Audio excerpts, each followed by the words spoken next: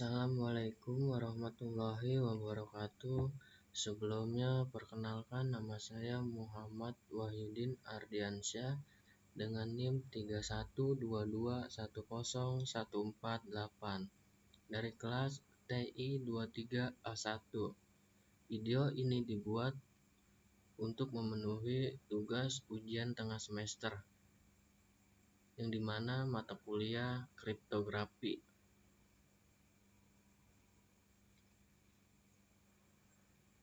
Yang pertama, pengertian Evin Shipper.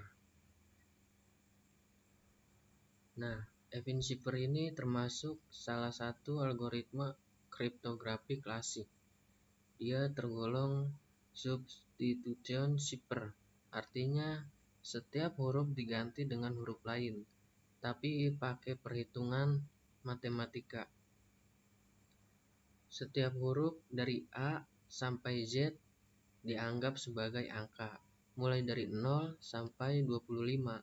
Nah, nanti huruf-huruf ini akan diubah posisinya menggunakan dua kunci, yaitu A sebagai kunci pengali dan B sebagai kunci pergeseran. Selanjutnya, rumus dasar Evin Shipper. Untuk proses enkripsi pakai rumus C sama dengan A kali P tambah B mod 26.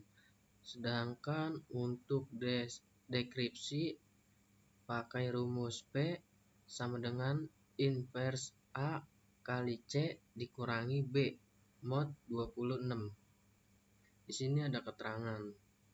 Ada P, C, kunci A, dan B, dan A inverse. P adalah huruf asli, C huruf hasil enkripsi, A dan B adalah kunci, dan A inverse adalah inverse dari A. Nilai A harus relatif prima dengan 26 supaya proses dekripsi bisa dilakukan dengan benar. Selanjutnya ada contoh proses enkripsi. Misalnya kita punya kunci A sama dengan 5 dan B sama dengan 8. Lalu kita mau enkripsi A. Huruf A bernilai 0, maka kita masukkan ke rumus 5 kali 0 tambah 8 mod 26 sama dengan 8. Nah, huruf ke-8 dalam alfabet itu adalah I. Jadi huruf A berubah menjadi I. Semua huruf lain diubah dengan cara yang sama, sesuai rumusnya. Selanjutnya syarat nilai A dan B. Ada satu hal penting yang perlu diperhatikan. Nilai A harus relatif prima dengan 26. Artinya nggak boleh punya faktor persekutuan dengan 26 selain 1. Kalau tidak, nilai A tidak punya inverse dan pesan tidak bisa dikembalikan ke bentuk aslinya.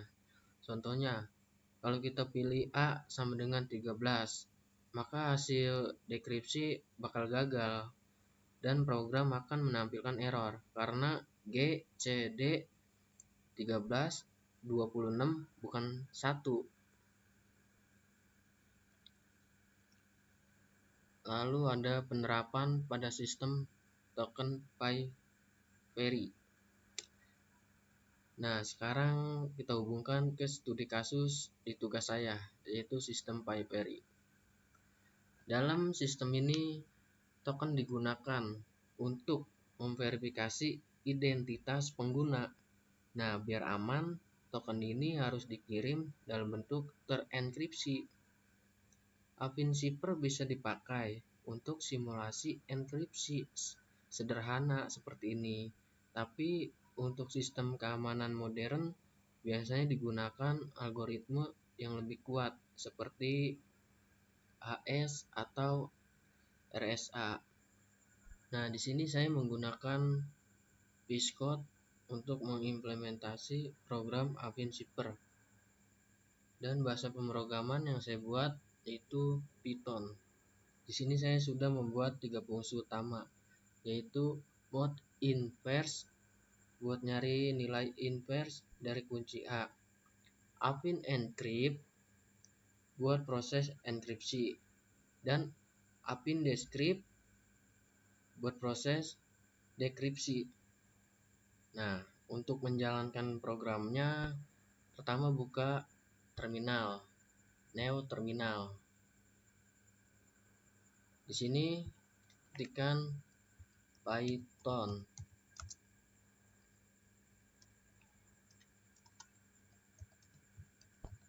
Lalu nama filenya, karena di sini nama file saya uts.py. Lalu enter. Nah, sini diminta untuk masukkan token. Nah, saya contohnya masukkan token PyVery.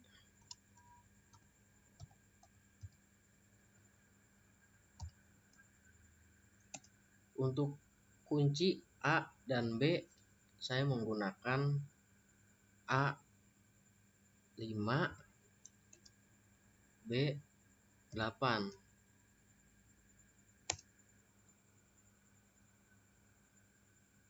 Nah, ini hasilnya seperti ini. Bisa kita lihat pesan PyVery berhasil dienkripsi menjadi F, I, Y, J, C, P, W.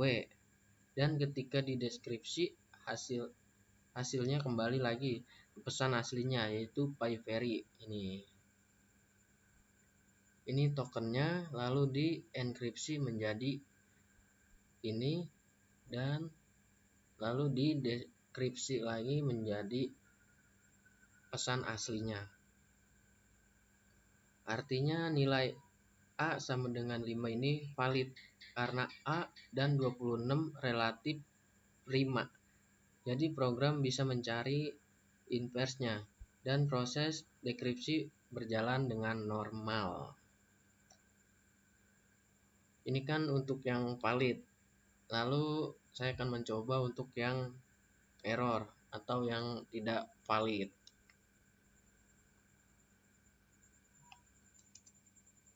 Untuk token sama seperti sebelumnya menggunakan PyVery.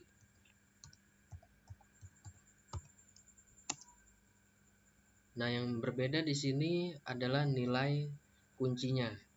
Untuk nilai kunci A saya masukkan 13. Lalu untuk nilai kunci B saya masukkan 5. Nah, ini dia hasilnya seperti ini. Untuk yang pertama, di enkripsi berjalan dengan baik. Lalu untuk di dekripsi malah muncul error. Nilai A tidak relatif prima dengan 26. Ini kenapa? Nah, karena nilai A sama dengan 13. Nggak punya inverse modul 26. Jadi proses dekripsi nggak bisa dilakukan. Dengan begitu proses ini nggak cuma bisa mengenkripsi dan mendekripsi, tapi juga bisa mendeteksi kunci yang tidak valid dan menampilkan pesan kesalahan dengan jelas. Contohnya seperti ini.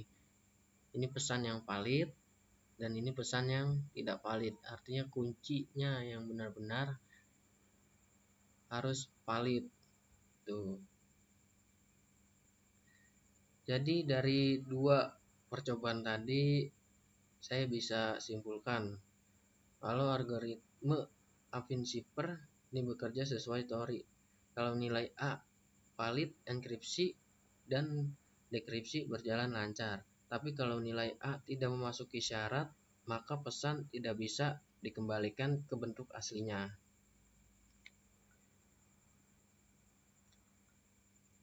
Nah, lalu kesimpulan dari saya dan dari percobaan tadi, saya simpulkan bahwa program AppinZipper yang saya buat sudah bisa bekerja dengan baik. Enkripsi dan dekripsi berhasil ketika nilai A valid dan muncul error yang benar saat nilai A tidak memenuhi syarat. Artinya kalau nilai A tidak memenuhi syarat atau tidak valid, maka muncul error yang seperti ini.